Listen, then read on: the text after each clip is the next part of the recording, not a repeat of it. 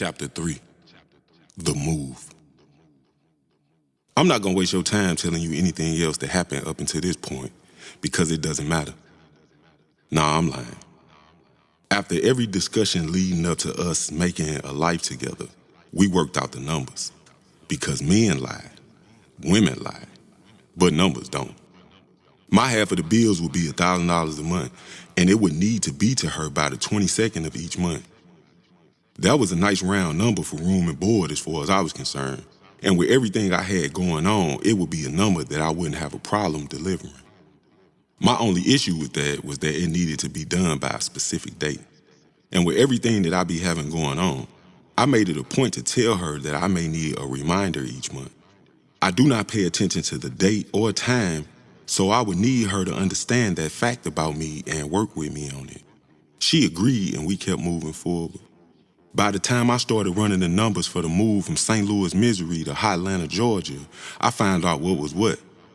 I would tell you that I had a lot going on and just leave it at that. But I'm certain that you came here to be nosy, so I'll all the way play it out for you. Plus, some of the things that happened then or right now in my life coming full circle. So if you keeping up with the story, you will roll right into my next book all caught up. U-Haul wanted the arm and the leg to rent a truck big enough to take all my things in one trip. I'm not certain of the final number after taxes and fees, but it didn't make sense to me with what I already had going on.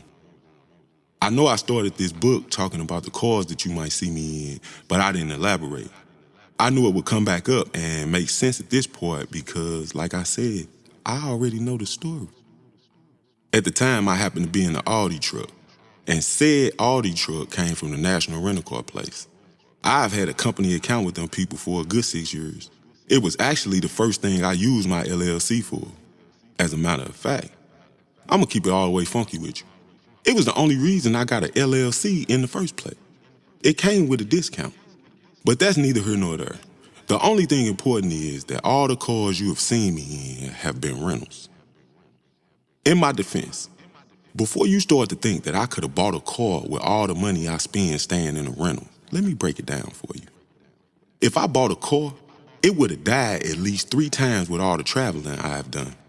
Please keep in mind, I moved from St. Louis to Denver, from Denver to Atlanta, back to St. Louis, just to be going back to Atlanta. And I'm just talking about all the places I moved to. Now, if I start talking about all of the traveling I did, it would get ridiculous. Because if I'm not mistaken, we seen Riverside, California, and Times Square.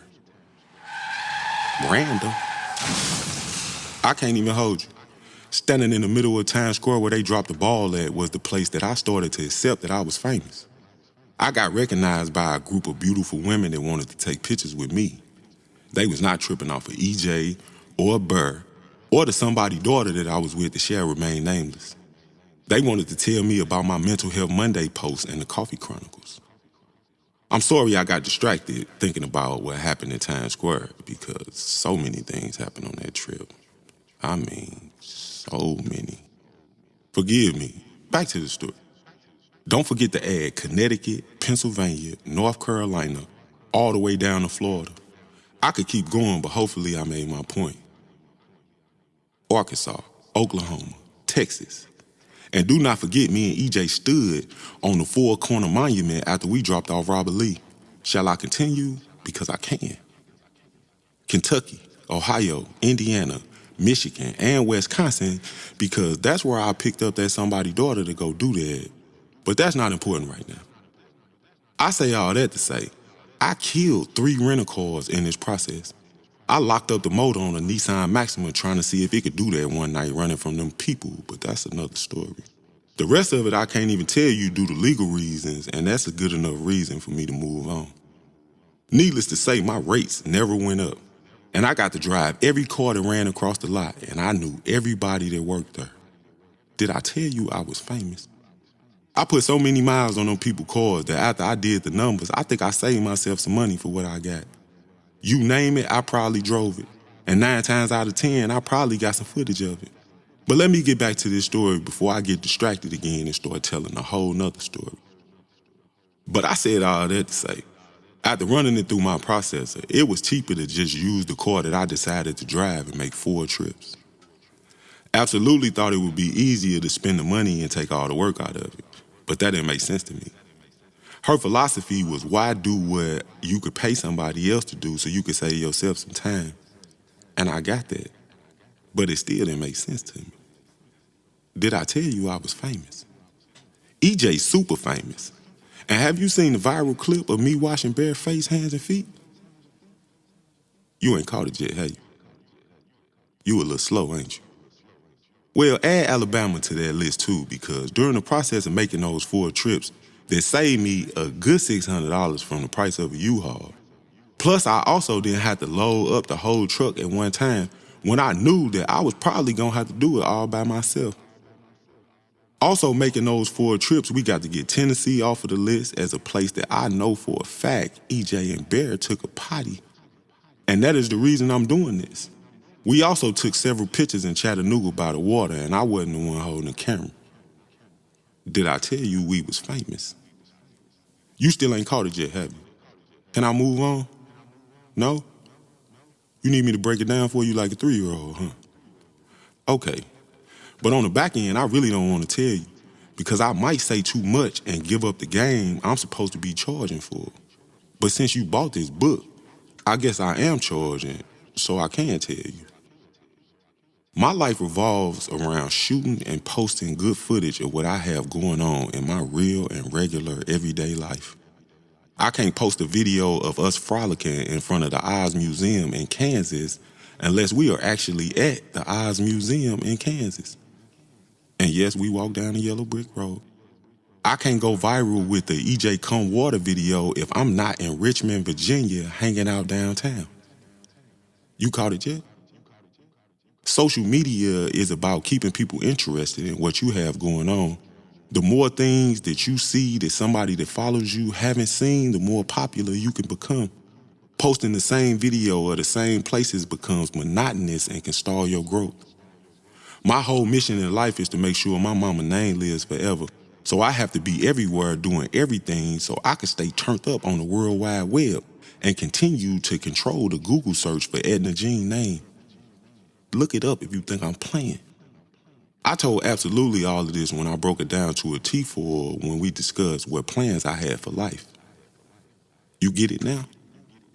You don't. You need me to break it down for you a little bit more? Okay, cool. Here you go. As plain as I can say it, I need footage to post to keep my social media numbers moving upwards. And the only way that is going to be possible is if I am moving around and doing things that are worthy to be good footage. Hopefully you get where I'm coming from and I can move on. Breaking the move down into those 4 trips also gave me the chance to pass along the blessings that I received. Any and everything that I didn't need, I gave it to somebody that did. Clothes, shoes, appliances, furniture, and whatever else I had somebody close to me may have needed more than me got passed right along to them. If I'm not mistaken, I shot a couple of videos concerning the move and posted them on my YouTube. I'm certain that I did one for the van I bought because I had help. My friend, Billy, aka Billy with the Beads, has been that person in my life every time I needed him, and I do everything in my power to return the favor. I had no idea how I was going to get that thing from one state to another, but he told me don't worry. He also told me what he would need for me to make it happen, and I was right back at the National Rental Car place swapping out the SUV I happened to be in for the biggest truck they had on the lot. It happened to be a Ford with all the bells and whistles, and that was a win for us. Billy had everything else, the trailer, the hitches, and most importantly, the experience to transport such a large vehicle such a long distance. He is what I like to call a car person, because no matter what kind of car it is or ain't, he know almost everything that you might need to know about him. His profession is painting cars, but you wouldn't know it from all the other things he does. You need it done, at Billy with the Bees can get it done. And by the off chance that he can't, he knows exactly who can, and he will put you in the place that you need to be in to get it done. That trip was basically the last trip I needed to take as far as moving things from one place to another one. Because like I said, the van is huge in comparison to an SUV. And I used all that space to fill it up with the odds and ends that didn't fit in the first 3 trips. I ain't gonna say that it was as big as that U-Haul truck they wanted to charge me per mile for, but it was close. There was also a whole nother reason I broke the movement into pieces. But I don't really want to tell you. I kind of want to keep it to myself, but I'm not. You should already know.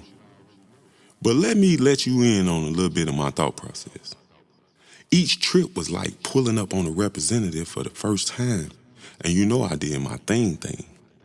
I was throwing dick all up and through her like it was new. The girls was girling, and you know I was showing up and showing out. I can't even hold you though.